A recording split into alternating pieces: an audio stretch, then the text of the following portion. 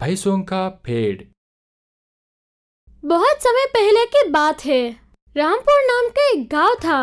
उस गांव में ज्यादातर किसान ही रहते थे, जो खेती कर मेहनत से अपनी जिंदगी गुजारा करते थे। लेकिन एक सोमू नाम का किसान था, जो अपनी जिंदगी से बिल्कुल भी खुश नहीं था।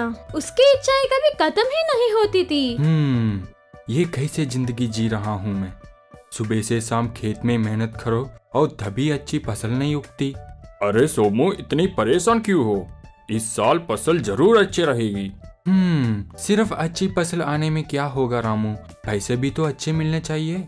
ज्यादा पैसा का हमें क्या जरूरत है सोमू? 3 वक्त का खाना, मकान, कपड़ा सब तो है हमारा पास। मैंने अपनी पूरी जिंदगी इस खेत में नहीं बिताना चाहता हूँ रामू। मेरा कुछ और भी सपने हैं। सपने देखना तो अच्छी है सोमू, लेकिन उन सपनों को पूरा करने में उतना मेहनत भी करनी होगी। काश हमारा पास पैसों का पेड़ होता, हमें कभी भी इतनी मेहनत करने की जरूरत नहीं पड़ती। चलो अब सपने देखना छोड़ो और काम करो। दोपहर होते ही खेत में काम खत्म कर सोमू और रामू अपने घर के लिए निकल जाते हैं। अच्छा रामू, मैं आज जंगल के रास्ता में जा रहा हूँ। क्यों, तुम्हारा कुछ काम है जंगल में? मैं जंगल से कुछ पेड़ काटकर उन्हें लकड़ियों को बाजार में बेचना जा रहा हूँ। हाँ, तुम्हें ऐसे नहीं करना चाहिए। वो पेड़ जिसे तुम काट कर पैसा कमाओगे, उस पेड़ से हमें और हमारा पर्यावरण को भी बहुत से फायदा होते हैं। क्या फायदा उन चीजों का जिनसे मुझे कोई फायदा ना हो, पर वैसे भी मैं कुछ सूखा पेड़ को ही काटूंगा। तुम फिक्र मत करो। अच्छा ठीक है, फिर मैं चलता हूँ। अब की जैसे तुम्हारी मर्जी, शाम से पहले ही घर वापस आ जाना। सोमू पेड़ काटने जंगल में चला जाता है। जंगल में वो बहुत समय तक एक सूखे पेड़ को ढूंढता रहता है, लेकिन उसे कोई भी सूखा पेड़ दिखाई नहीं देता। तभी उसका नजर एक साधु महाराज पर पड़ती है, जो एक सूखे पेड़ के नीचे बैठकर ध्यान कर रहे होते हैं। ये तो एक सूखा पेड़ है, लेकिन ये साधु ये पेड़ के नीचे क्यों बैठा है? अजीब बात है। सोमू पेड़ के नीचे बैठे उस साधु महाराज के पास जाता है। प्रणाम साधु महाराज, आप इस सूखे पेड़ के नीचे क्यों बैठे हो? आपके तो उस बड़े पेड़ के छांव में बैठना चाहिए। जब मैं छोटा था, ये पेड़ भी बहुत बड़ा था। फिर जैसे भी मेरी उम्र बढ़ती गई, ये पेड़ भी सूखते गई। आज इस पेड़ से कोई छांव नहीं मिलती, लेकिन आज भी ये मेरे लिए बहुत अनमूल्य है। तुम बताओ, तुम्हारा क्या काम है यहाँ? मैं इस पेड़ को काटने आया हूँ। तुम इस पेड़ को काट कर क्या करोगे? मैं इसे बाजार में जाकर बेच पैसे कमाऊंगा। पैसे? तुम इस अनमूल्य पेड़ का तुलना पैसों से करते हो? तुम एक किसान हो, तुम्हें पेड़ पौधों को जीवन देना चाहिए। साधु महाराज, ये पेड़ अब पूरी तरह सूख चुका है। ना इस पर कोई फल आएंगे, ना ही इससे कोई छांव मिलेंगी। फिर ये पेड़ अनमोल कैसे हुआ?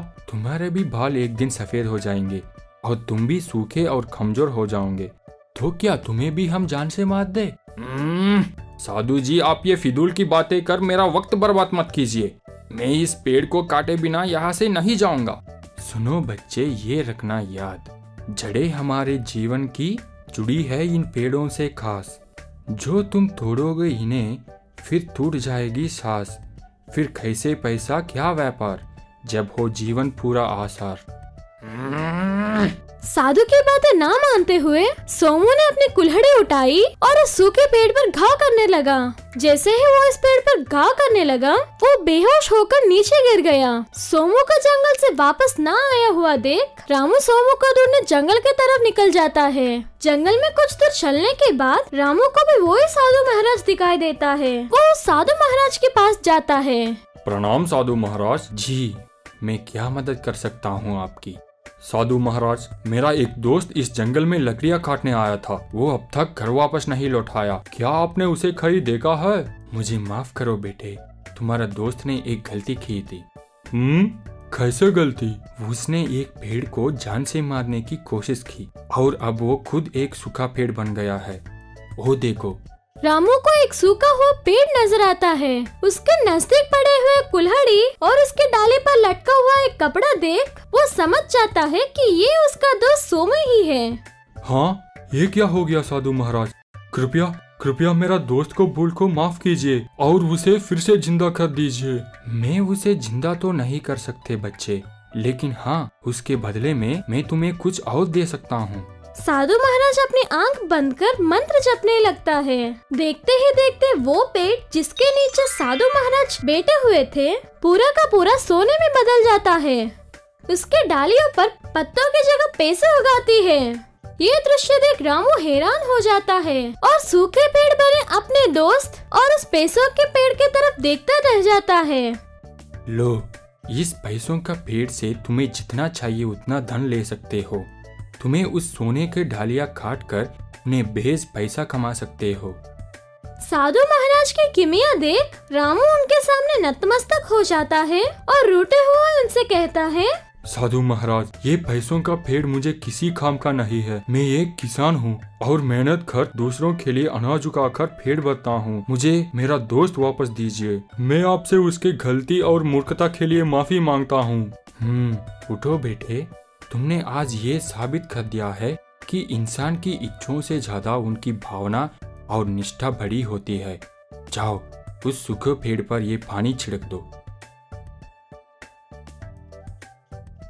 रामू साधु महाराज की बात मानकर उस सूखे पेड़ पर पानी छिड़कने लगता है। सोमू इंसान के रूप में फिर से वापस आ जाता है। सोमू और रामू दोनों ही हाथ जोड़कर साधु महाराज को प्रणाम करते हैं। क्यों सोमू, होती है कि नहीं सूखे पेड़ पर जान? देखा दोस्तों, कैसे सोमू को अपने लालच का फल मिला। वो अपनी मेहनत की कमाई पर खुश नहीं था और ज्यादा आरामदायी जीवन जीना चाहता था। अपने स्वार्थ के लिए वो पेड़ काटकर पर्यावरण को हानि पहुंचा रहा था। तो दोस्तों, इस कहानी से हमें ये सीख मिलती है कि पेड़ पौधे हमारे जीवन का एक महत्वपूर्ण अंग है। हमें उन्हें नुकसान नहीं पहुंचाना चाहिए।